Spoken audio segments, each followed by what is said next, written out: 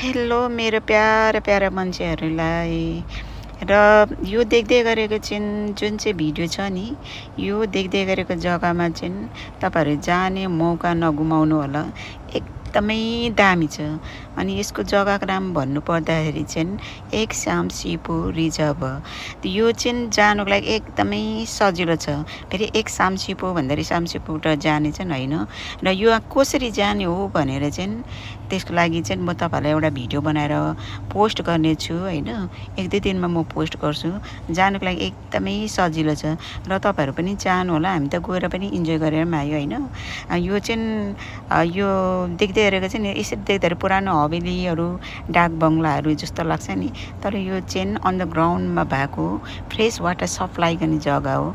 तपाईहरु गएर इन्जोय गर्नुस्। एकदमै दामी छ।